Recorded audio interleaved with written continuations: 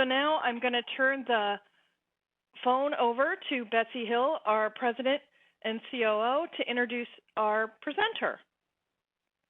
Thanks so much, Sarah. We are just also excited today because we have both a wonderful and wise and knowledgeable person to talk to us, but she also happens to be a very dear friend and a role model. So Pat Wolfe is a name that is known, I'm sure, to many of you. She is an authority on taking neuroscience research and applying it to teaching and learning. She has worked as an independent consultant for a number of years and trained thousands of administrators and teachers and boards of education and parents and all over the United States and in over 50 countries internationally. If you have not read her book, Brain Matters, that's the first thing you should do after this webinar this afternoon is go out and find a copy of that because it is the best book I know on introducing the most important concepts of translating research on the brain to classroom practice. So I think that probably covers most of, and the other thing I wanted to tell you is that she has been conducting her own brain lab over the last 8 or 9 years. I'm not sure exactly how old the twins are, but she has twin grandchildren in 4th grade, and they provide plenty of fodder for her looking at the developing brain. So we want to welcome you, Pat, and we're thrilled to have you, and it's the floor is all yours. Thank you very much. I'm delighted to be here. As Betsy mentioned, I've had my own brain lab for the past almost 10 years now, helping to raise twin grandchildren. But as I've gotten older, I have branched out a little bit and began to read some research on aging and the brain. And that's what we're going to talk about. Whenever you're ready, you can share your screen, and then everybody will be able to see your presentation. Well, I thought I had showed my screen. Okay. My slides are up. Okay, and then go back to the WebEx Event Center, and there's a Quick Start tab if that's not what's showing to you right now. Okay, just a moment.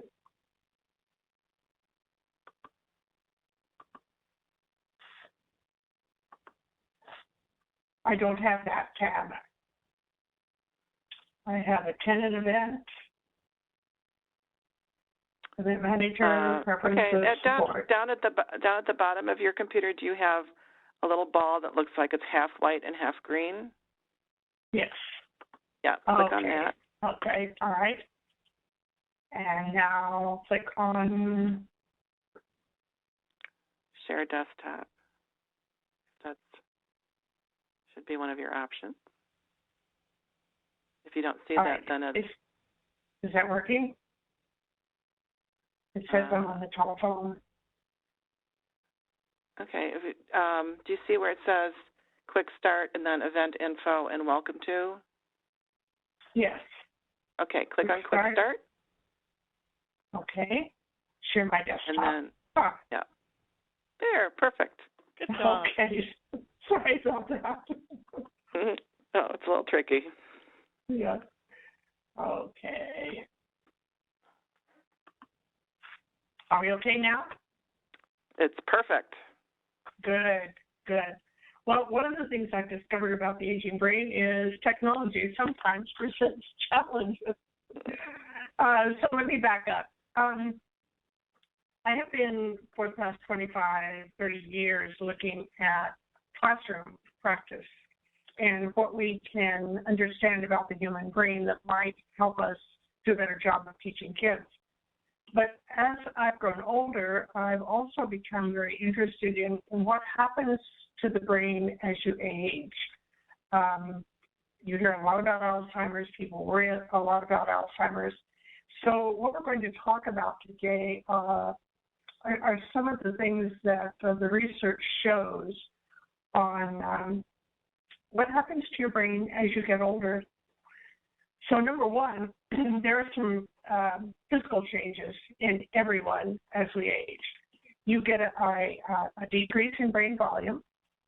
Your arteries lose some of their elasticity, and this is important because your brain uses about 10 times more oxygen than any other part of your brain, and it uses 25% glucose. Now, glucose is the energy source for your body and your brain. And of all the energy that is produced by your body, 25% of it goes to the brain. Brain's a really greedy organ. And the only way you can get that oxygen and glucose up to the brain is through the two large arteries that run up on either side of your windpipe. Those are carrying it. So when they lose their elasticity, we're going to begin to have some potential problems with getting oxygen to the brain. The capillaries, these those little avenues that flow off of the arteries, begin to decrease in number. So a result of that is that the cerebral blood flow and the glucose use decrease in the human brain. So let me show you a picture. This is a 75-year-old woman, and this is a CAT scan. And if you look very carefully, you can see a space between her brain and the skull. Now, in between here, you have some lining. These are called meninges. But you can definitely see a decrease. I want you to think about this. 75 years old, a brain that has shrunk to a small degree. What do you think are some of the cognitive changes? What might this woman be experiencing? And you can answer this in the chat room and then get back to me, because I'd like to hear what your perception is of aging. What have you heard on the internet, or what have you seen in the newspapers about the shrinking brain and what problems that might cause? You can find the chat over to the right, or if you've made the presentation full screen, it'll be down toward the bottom. There'll be a little green bar, or up at the top, a little green bar, and go up there and just click on chat.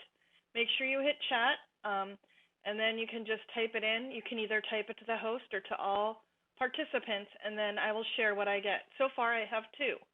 I'm sure that we have more opinions than that. So what are the two that you have so far, Sarah? She might forget where she put her keys, and she might forget words. Okay. Those are both very common answers and very good answers. Short-term memory loss. You bet. Mm-hmm. Difficult retrieving words, remembering things, keys, and what you had for dinner last night. All right. Those are all very good answers. Slow reaction time, forgetting how to get home from the grocery store. Oh, that's interesting. Sounds like somebody with experience. It does. Difficulty sleeping. Okay. Those are great, and those are our typical answers of what we believe. Now let me tell you, this is my brain. This is a CAT scan of my own brain, and am I experiencing any of the things you mentioned? To a degree. I do not have trouble getting home from the grocery store. That would be finding my way, the GPS system of the brain, so I don't have trouble with that. Sometimes I do have trouble remembering where I parked my car if I didn't pay attention. Do I lose my keys sometimes? Yes, but I don't put them in the place where I usually do. Do I have some short-term memory loss? Again, yes, but it's relatively small. What I have, and I'm 80 now, so this was taken 5 years ago. What I have, and what almost all people have at the age, is called AAMI, age-related memory impairment. It's relatively small cognitive loss. It is mostly short-term memory. It is not a sign of Alzheimer's. This person, me or any other person like this, the brain shrinkage does not seem to greatly impact your cognitive abilities. Of course we forget words, or we forget the name of a book we just read that we thought was wonderful, or or the author. But part of that is because we've got a lot more in our brains as we age, and sometimes it takes us a little longer to weed through all of those neural networks and find it. So AAMI, which all of us will have as we age, is nothing to be terribly concerned about. Now, the next one is there are 50 different types of dementia. But Alzheimer's disease at this present time accounts for almost 70% of all cases. Small strokes for another 10%. Age can cause problems. Trauma to the brain can cause dementia. But most of the dementia that we're hearing about now is Alzheimer's disease. So who has it? Right now, in 2014, 5 million Americans have this disease, and the numbers are increasing. Now, why are the numbers increasing? If you go back to when our ancestors lived in caves and savannas, there was no Alzheimer's. Why not? Because the average lifespan was between 25 and 30. What is happening in, at least in Western culture, in the more affluent nations, is that doctors and the medical profession is doing a much better job of keeping people alive longer, and we're doing a lousy job of keeping our brain alive as long as our body, and that's what we're going to talk about. 10% of people age 65 have Alzheimer's. 50% of those aged 85 or older in North America today have Alzheimer's. 500,000 people die each year of Alzheimer's. So this is pretty serious. There's a ton of research going on. I just read the other day that they have been able to replicate Alzheimer's brain cells in a petri dish. And that's really important because if you can do that, then you can begin to try different drugs and alternative ways of dealing with Alzheimer's without trying it out on people. I'm going to guess, that we'll have a cure within 10 years, but not now. A very interesting fact is that 2/3 of the people with Alzheimer's disease are women. And I bet you can figure out why that is. That's because women typically live longer than men. And of course, the older you get, the higher the incidence of Alzheimer's, except there's some good news in here. If you reach 90 without getting Alzheimer's, the numbers decrease. You are very, very unlikely to get Alzheimer's disease after the age of 90, onset. There's also a genetic type of Alzheimer's called early onset that can happen to people in their 40s and 50s. It's rather rare, and it's a genetic disorder. Again, there's a great deal of study going on. Now, as I said, there's not a cure at this point. But the good news is there are many things you can do to possibly delay its onset or to lessen the effects. And to understand this, we first have to look at Alzheimer's disease and what it does to the brain. What's going on in there that causes the tremendous memory loss, the ability to recognize family spaces, where you are, and how to get home from the grocery store. This is a picture of an autopsy brain. It is covered with a thin layer called a cortex, which means bark, and it is in this covering, which as you can see is deeply folded, that all of our abilities, your ability to see is in the back of your brain, your ability to hear, and many of the memory structures are deep down in this lobe right here. It's called the temporal lobe. Here's the one we're really concerned about, this huge lobe here that comes down. Your eyes would be up here. This is down. This is called the frontal lobe. And this is where the Memory is transferred to the frontal lobe, so you become consciously aware of it. This is the part of the brain that allows us to make good decisions. This is the part of the brain that allows us to comprehend, do higher level thinking. So that's what the brain looks like from the outside. And incidentally, it was the only way we could study a brain until about 30 years ago. And it wasn't very helpful. Because in looking at this autopsy brain, which happens to be a female brain, I happen to know that, but you couldn't tell that by looking at it, and you couldn't tell whether or not this person has autism or ADD. Really hard to tell much about it. I'll show you an Alzheimer's brain a little bit later. At autopsy, it looks very, very different. What makes this brain work are billions of brain cells. And you have to know a little bit about a brain cell before we can understand what happens with Alzheimer's. Your whole body is made up of cells. You are just a mass of cells held in by a mass of cells called skin.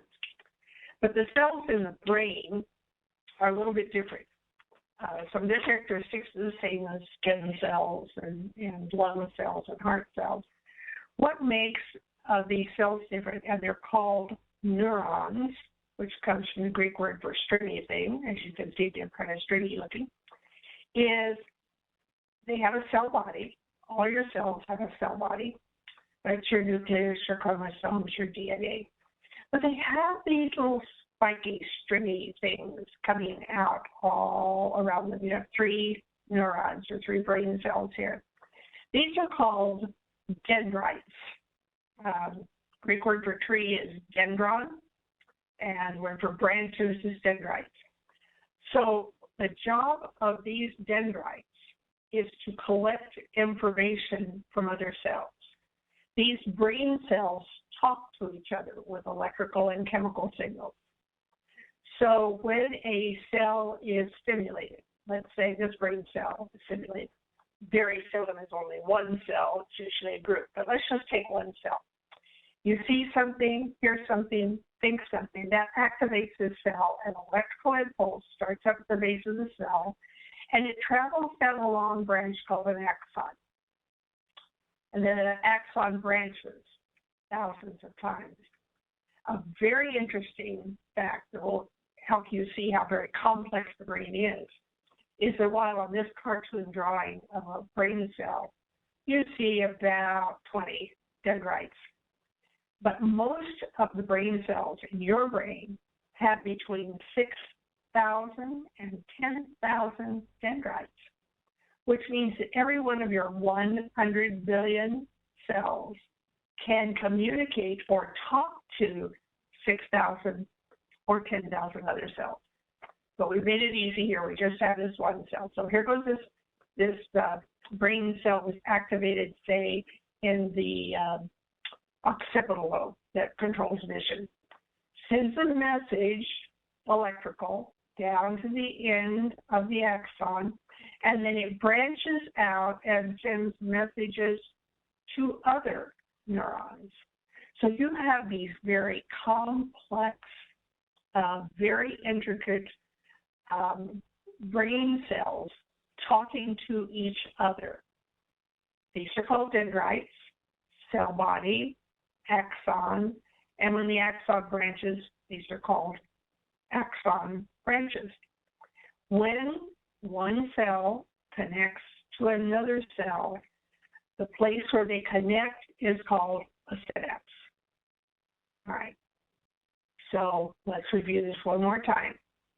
You have 100 billion of these cells in your brain. Each one of these cells has between 6,000 and 10,000 dendrites.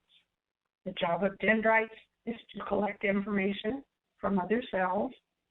When it is activated, it sends an electrical impulse down its axon to the end of all the axon branches, and then it chemically connects to other cells at what are called synapses.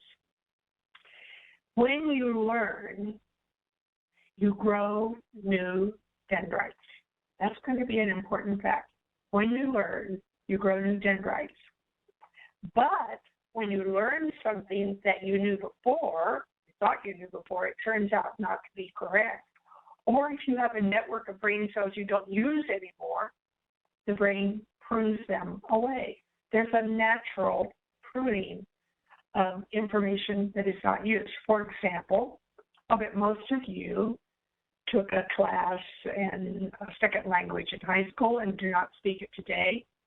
When you learned it, you made lots of connections, but if you didn't use it over a period of time, the brain is going to get rid of most of those connections because they're not used.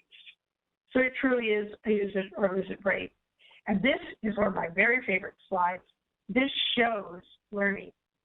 These are slides of actual brain tissue. This one on the left is taken from a newborn. This one on the right is from the brain of a 2-year-old. This is a beautiful picture of learning. So here are your brain cells. You can see all the dendrites, all right? And you don't see a lot of connections. But by 2, the brain is loaded with connections because the children in the first 2 years of life learn it more than they ever will again and have a profusion of connections. This is greatly magnified, of course. Now, there's a problem here because this is called the terrible twos. This child has too many connections, and we've all seen some of the effects of that. So what the brain begins to do at age 2 is begins to prune away connections that are not being used and making a more efficient brain. Again, here's what happens with Alzheimer's.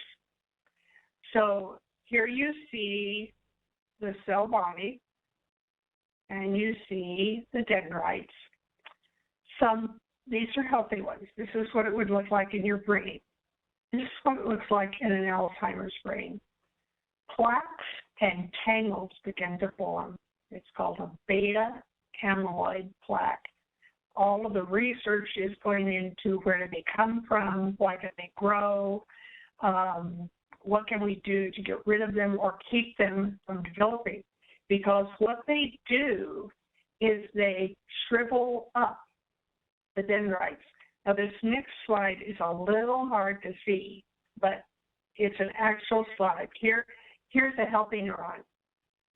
Look at, you can see the 6,000 dendrites coming off of one cell right here, all of these. And here's an Alzheimer's neuron. So what has happened? Yes. Pat, we have a question. Yes. Could you clarify what the dark shadowy spots are behind the dendrites? I think it was on the previous slide that it was most noticeable. There. This? Yes, I think so. Okay, those are the plaques and tangles that develop. Okay. Yeah. Thank you. Does that help? Yeah. Yeah, that's what those are. Thank you. Yeah, and you can see they're beginning to shrivel up and destroy the dendrites. So then if you look at this one, you see what's happened is most of the dendrites are gone. Well, remember, the dendrites are what collect information and send it to other cells. If the dendrites are gone, there's no activation of the cell. And that's what's going to account for the loss of memory. The connections that the brain cells need to make that control everything you do. These brain cells talking to each other control all human behavior. Your ability to walk, to talk, to think, to feel, to move, to play an instrument. Everything you do is controlled by these brain cells talking to each other. Well, depending on where you lose the dendrites and what part of the brain, if you lost them in the back of the brain, you would lose your ability to see. If you lost them in the frontal part of the brain, the frontal lobes, you lose some of your ability to make good decisions. And that's precisely what we see in Alzheimer's. In fact, the place where the plaques and tangles develop first is in a part of the brain called the hippocampus, which is the main memory organ of the body. It's the part of the brain that you need to develop memories. And of course, the more you go over that memory, the stronger it becomes, which is very interesting. If you make a connection over and over and over, a habit or a skill, say it's driving a car, eventually that will become automatic and you don't even have to think about it. It becomes unconscious. And I'm sure all of you have had the experience of driving a car somewhere and all of a sudden realizing you're not aware of having driven. That's what we call procedural memory. It's a memory for a procedure that has become totally automatic. In an Alzheimer's patient, those are the last to go because they're the strongest connections.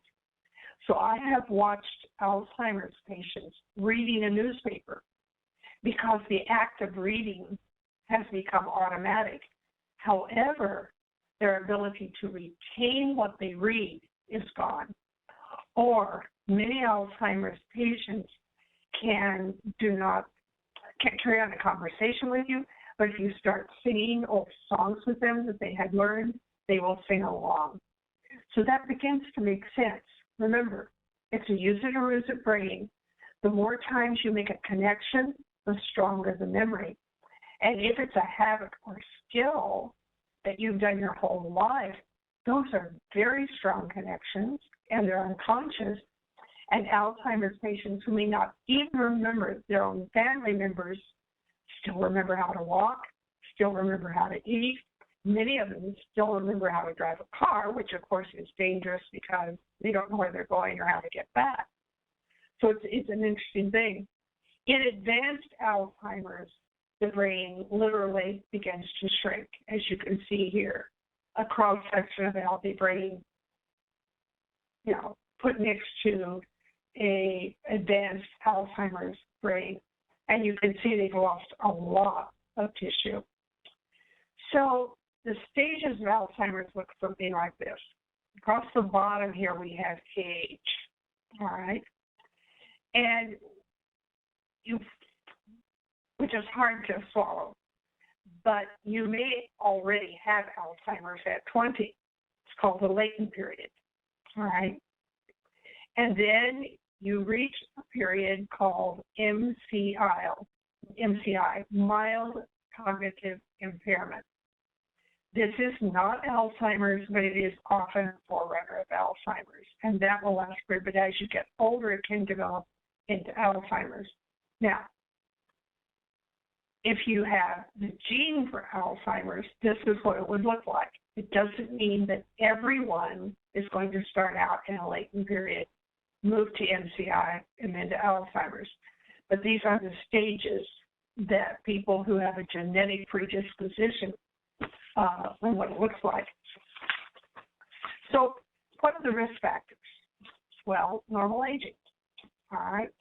It increases with age, peaks around 90 years, and then decline. You are at more risk if you have a first-degree relative, mother, father, sister, brother, who has Alzheimer's. Doesn't mean you're going to get it, but you're at higher risk. If you've had head trauma, automobile accident, concussion from football, if you've had stroke, and this is interesting, these next three are in midlife. Now, what is midlife? Well, it's hard to say. Somewhere between 40 and 60, all right? If you had high blood pressure during that period, you're more at risk. If you had high cholesterol, the bad cholesterol, the LDL in midlife, and if you had low fruit and vegetable intake in midlife, you are at increased risk. Sleep loss. We're finding more and more that sleep is really important for a healthy brain. And the newest research, if you have type 2 diabetes, it doubles your risk of Alzheimer's. So I'll bet you're beginning to say, I think maybe I can see what some of the things are that I could do to delay the onset or decrease the risk of getting Alzheimer's. And we've learned a lot of things from brain research, from neuroscience that would help us. The most amazing thing we've learned is something called plasticity. Your brain sculpts itself based on its experience. So you've heard the old, is it nature or nurture that's most important? That's really a kind of a silly debate because they're both important. Your genes, they have something to do with whether or not you might be genetically predisposed. But the environment plays a huge role. So what you can do is you can build up what they're calling cognitive reserve through lifestyle changes, and the sooner the better. So prevention is the key. You want to keep your heart healthy, all right? Because what's good for the heart is good for the brain. Regular exercise is essential. Why is that? Because if the heart is in good shape, it can pump more blood up to the brain and more oxygen is possible to increase the growth factors that are going to keep the brain healthy. Now take a look at this. A lot of the research on Alzheimer's is being done in animals. And I mentioned the hippocampus, which was the part of the brain that is necessary to form new members. This picture here is the hippocampus of a rat. Now, rat brains are just like human brains, believe it or not.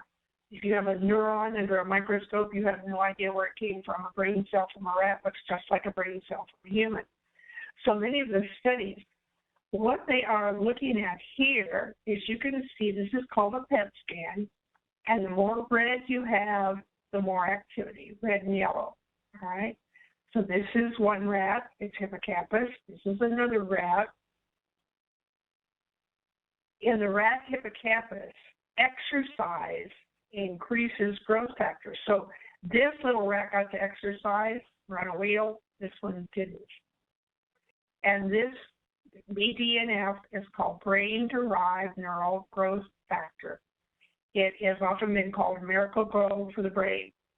It is a type of hormone that is increased in the brain when you exercise, and it's definitely increased in the rat brain who's allowed to exercise, which means hippocampus is in better shape, there's going to be better memory, and this appears to be true in humans as well.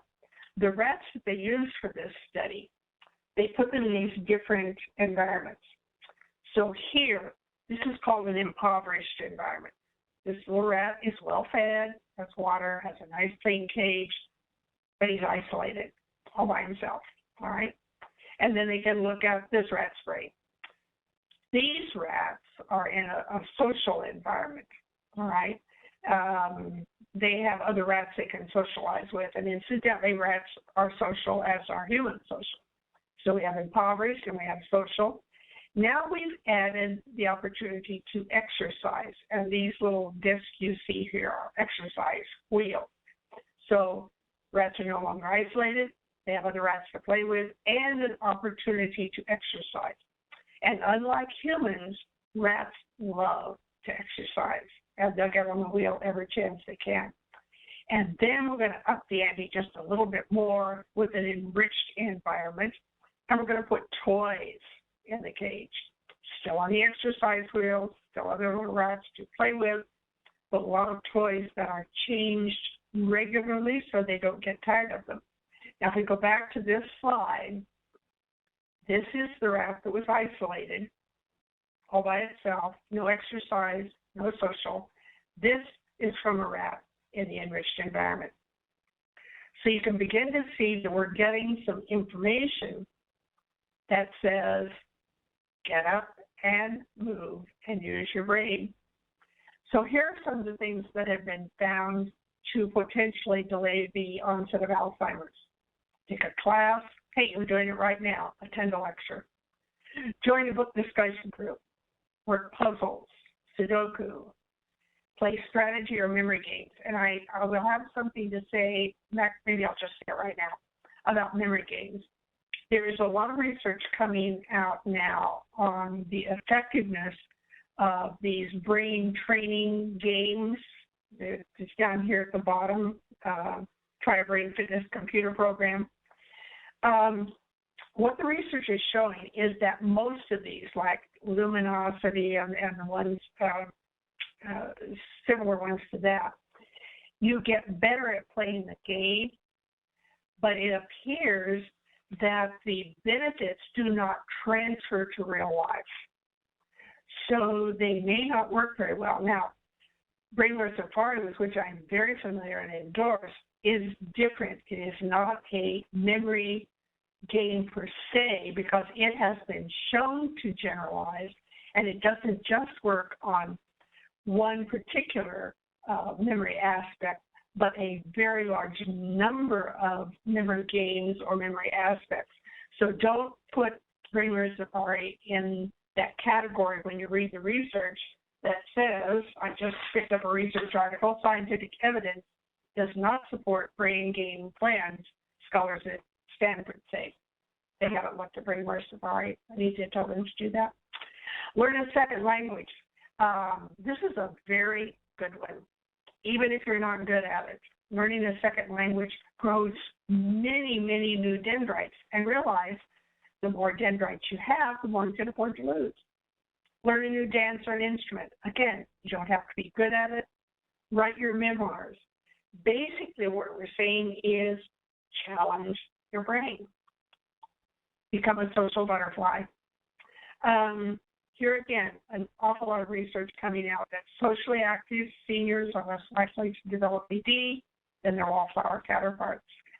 The larger your social circle, the higher you score on cognitive tests. Another thing that I didn't put in here is people with pets that they like and take for walks, which gets them talking to other people about their pets, someone to take care of, someone, to be, can also increase or decrease the risk of Alzheimer's. Less intense activities that have not been shown are bowling, babysitting, and I'm going to put a caveat on babysitting. Depends on the baby. I've seen some babysitting that really makes your brain grow. Golfing, TV viewing, turn it off. It does almost nothing for your brain. Besides, people who view a lot of TV are more sedentary, get less exercise, and games at which you are an expert. I have a brother who does the New York Times crossword puzzle every morning in 15 minutes, and he tells me he's activating his brain, and I say, no, you're not, because you have all the answers memorized. You're not challenging your brain if you can do that one in 15 minutes.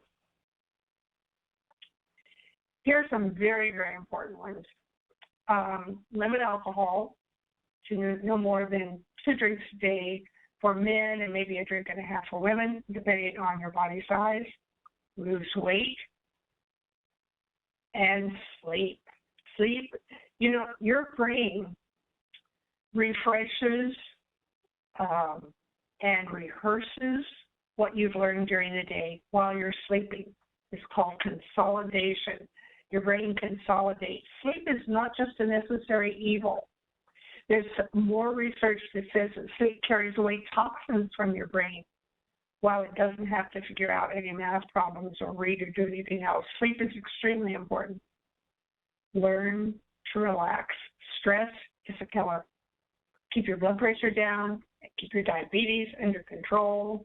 Don't smoke. And, of course, you want to avoid jarring your brain. Try not to fall down the stairs. What about medical therapeutics? The pharmaceutical companies are spending big, big bucks on trying to come up with a way to cure Alzheimer's. They're not being very successful. Some of the commonly ones you see here, especially Aricept,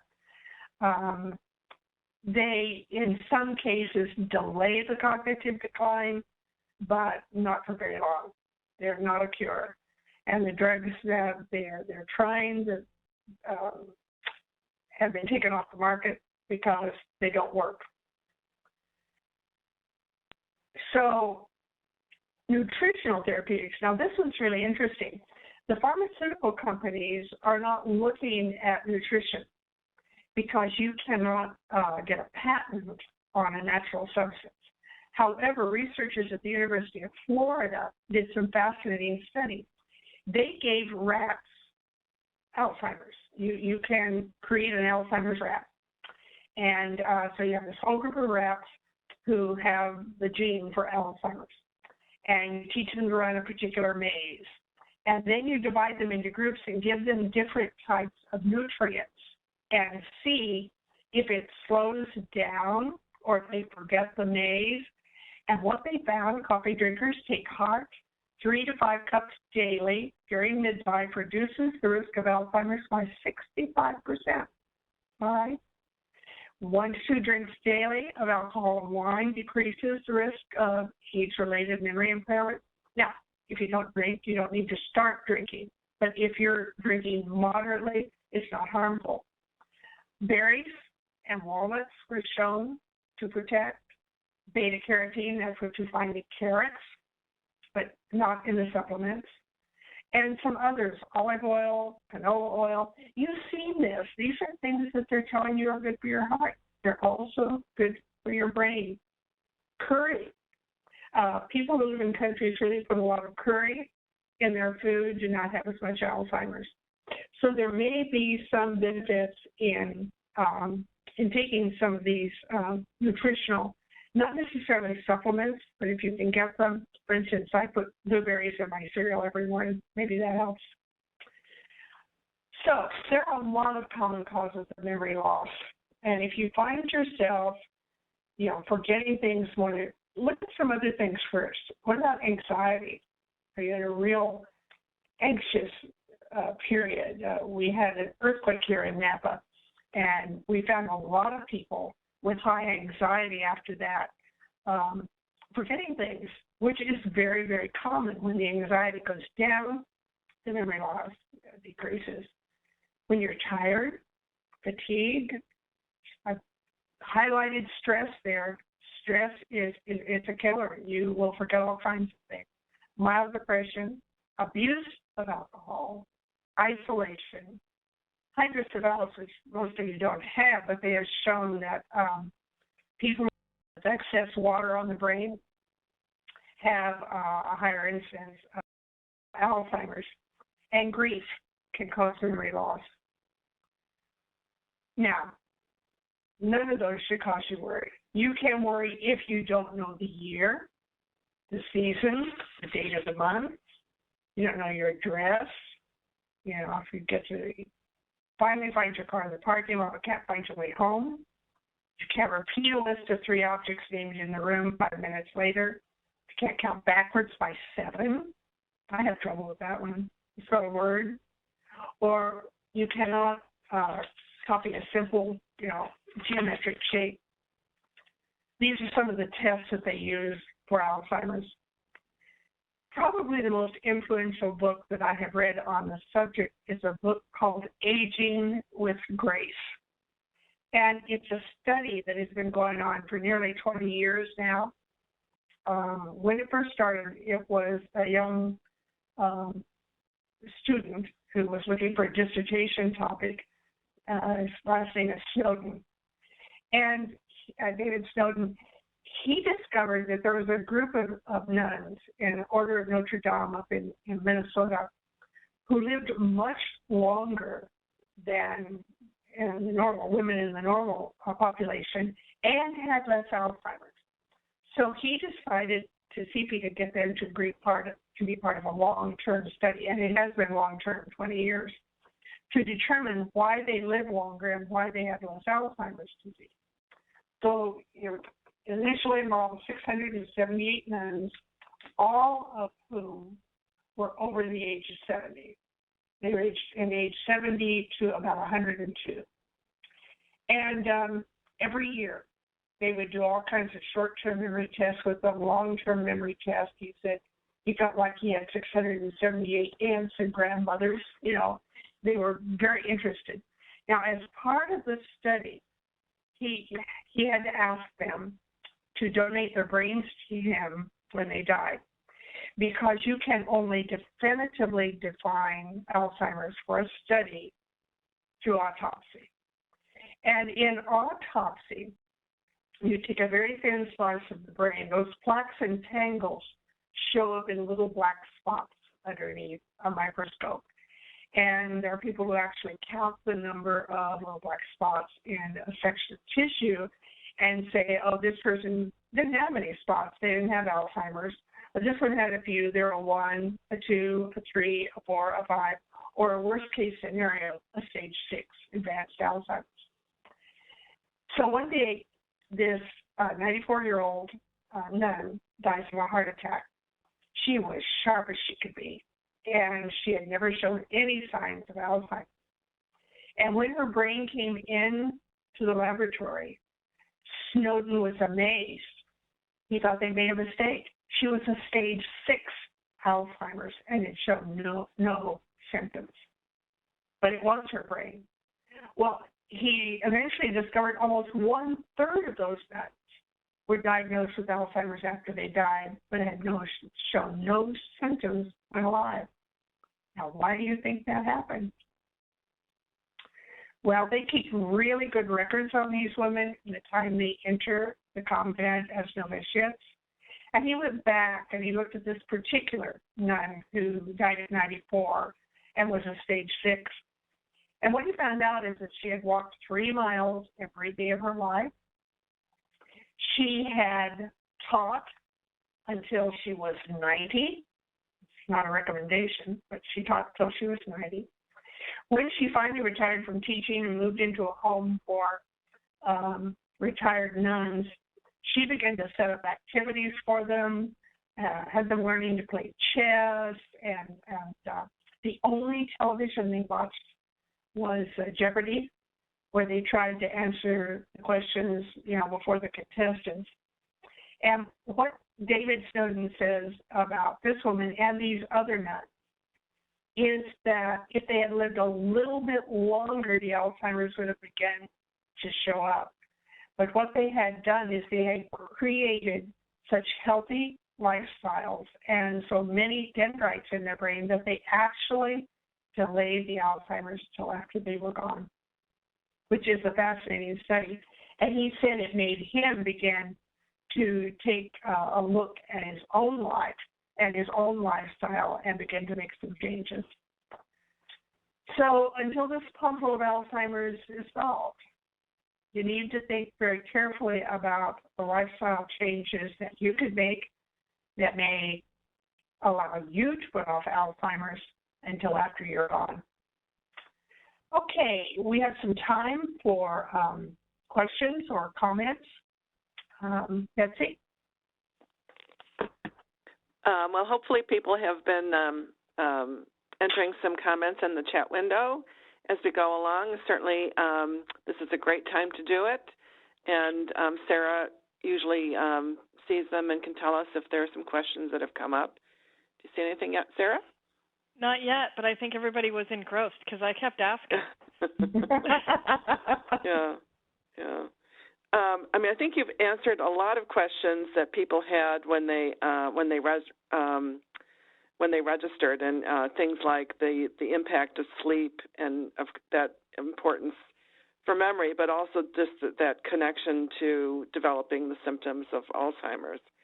Right. And then lots of questions about people who are starting to feel like their memory isn't quite as strong, and I think we all forget our keys, or so every once in a while my sunglasses are on the top of my head and I'm still looking for them, and those kinds of things, and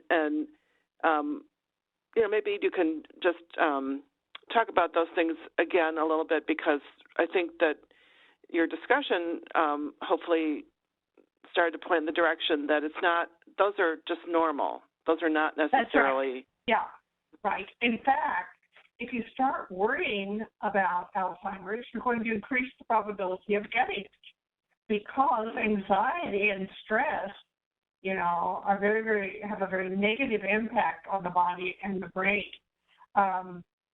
Stress, when you're stressed, your body lets out produces a chemical called cortisol, and it literally can kill off brain cells. So, understanding that normal forgetting depends on how busy you are, how stressed you are. If you can't find your car in the parking lot, you didn't pay attention to where you put it, or you spent too long in the store, or you spent more money than you wanted to, and you get a little stressed, you walk out, of course you can't find your car. That is normal behavior. The brain doesn't pay attention to things like that unless you tell it to. I've looked for my keys one day for 10 minutes. They were in my hand. Or, you know, I hate it when that happens. I know, or trying to find the cell phone, put up with the cell phone, and I'm talking on it. You know, those are perfectly normal kinds of things, and usually happens when you're not paying close attention. You're trying to do too much, you know. And listen, teaching is one of the most stressful professions out there. I'm surprised that we don't have, you know, a huge number of teachers, more teachers with Alzheimer's than in some other professions, because it is very stressful.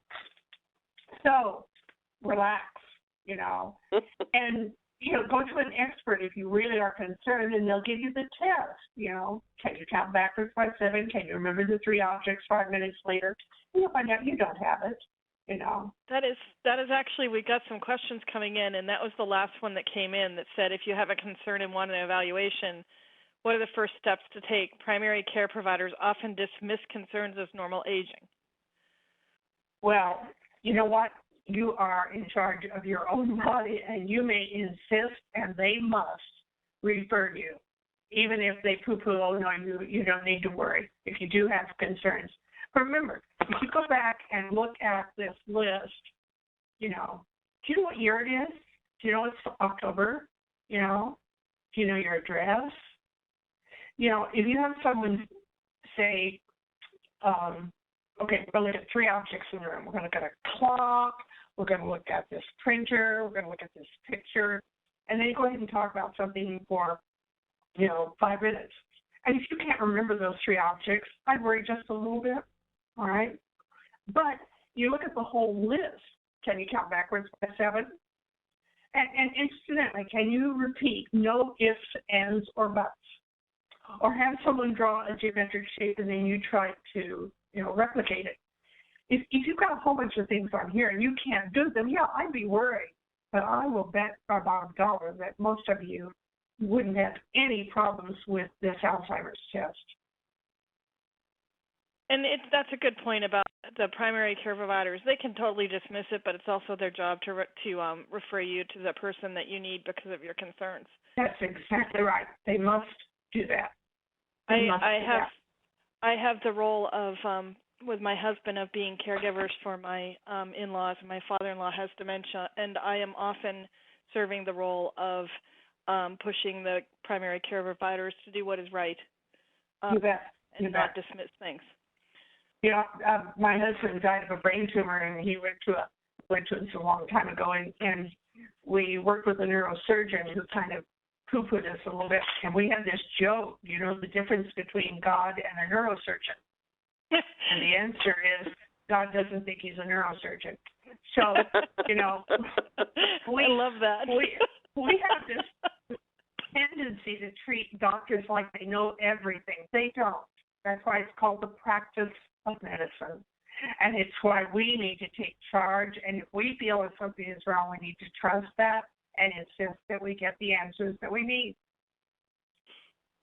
Okay, well, we have a couple another other question, Pat, about the things on the horizon relative to prevention or cure. And you mentioned earlier about the ability to generate Alzheimer's brain cells in a Petri dish. And yes. Do you want to elaborate on that a little bit? Well, what they can do, when you can get a cell in a Petri dish, so for example, you can take a portion of rat brain and put it in a Petri dish and give it the right nutrients and keep it alive for up to 24 hours. So if you can get Alzheimer's cells and put them in a dish, you know, like that, and keep them alive, then what you can do is you can begin to try different compounds, you know, biochemical compounds, and see if any of those, how they impact that neuron. It's just the beginning. But the ability to replicate it in the Petri dish is big news because it gives you the flexibility of trying a lot of different things that someone might not have thought of without trying them on a human and having disastrous side effects. So that's really big news. And we're an aging population. And the doctors are getting older too. So we're finding more and more people interested in saying, what is it? But until we do, I just can't stress enough, look at your lifestyle. It makes a big difference, a big difference. And speaking of lifestyle, we have a question about how, if we regenerate brain cells as we grow older. A few.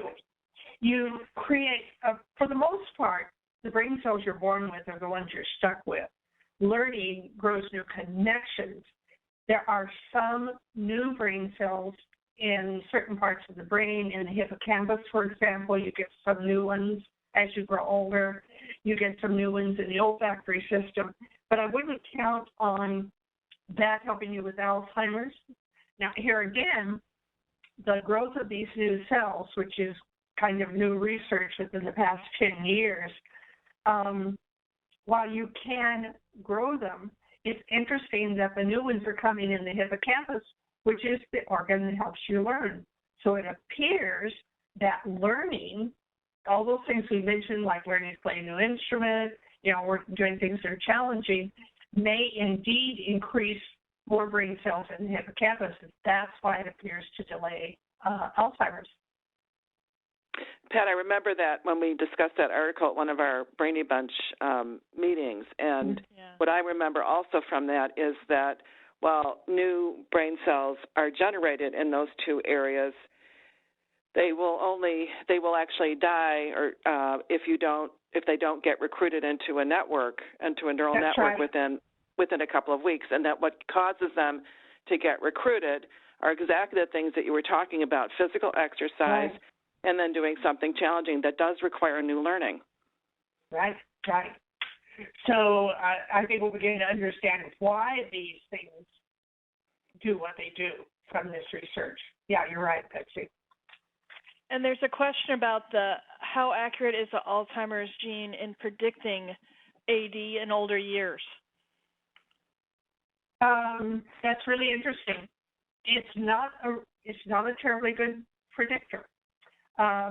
This is true with all genes. For example, I could have a gene for breast cancer and it is never expressed because of lifestyle. They're thinking this may be true with autism as well. Children you could have a gene for autism and it never becomes expressed. And what they're looking at in both breast cancer and autism is what are the environmental factors that cause the gene to become expressed. So, even if there is a test, you could find out if you have it's called an APOE gene for Alzheimer's. I'm not sure I'd want to know it, number one. And number two, if I did know it, I should be aware that I might be able to keep it from becoming expressed. So having the gene does not necessarily mean you're going to get Alzheimer's. Does that I like make to sense? tell people that getting the test doesn't tell you whether you're going to get it or not. No. And so you might as well adjust your lifestyle and not worry about the test. Exactly. Mm-hmm. Like lots of things, if you yes. worry about them and you start to believe that they're going to happen to you. I mean, I think that's probably the same thing for people who have relatives. That was the risk factor that you talked about. So if your aunt or your mother or somebody close to you has a problem with Alzheimer's, you can worry and say that, oh, my gosh, I might get it. Or you can just know that by doing the things that you know are the right things to do, that you're going to really minimize the likelihood that it's going to express itself. I was thinking about this the other day. I have now lived longer than either of my parents did, but their lifestyle was very, very different from my lifestyle. This was a time, when farm family in Missouri ate way too many high cholesterol foods and everyone smoked, et cetera, et cetera. There's big environmental differences. So genes might play a role, but remember, your brain has changed through your interaction with the environment. It is so important. So I think the different lifestyle I lived and what my parents lived has made a difference. I was thinking that when you put up the risk factors, and I am so familiar with it, but I had forgotten the high blood pressure and the high LDL and the low fruits and vegetables, and started thinking about the lifestyle difference between my parents and myself, and that being that I have been way more of a healthier eater earlier in my life than they were. Yes, and that makes a big difference, and this is why people are living longer, is that, as alcohol, we've made some pretty important healthy changes for our bodies. Someone asked a question about coconut oil. Is that helpful I take it. The evidence is anecdotal.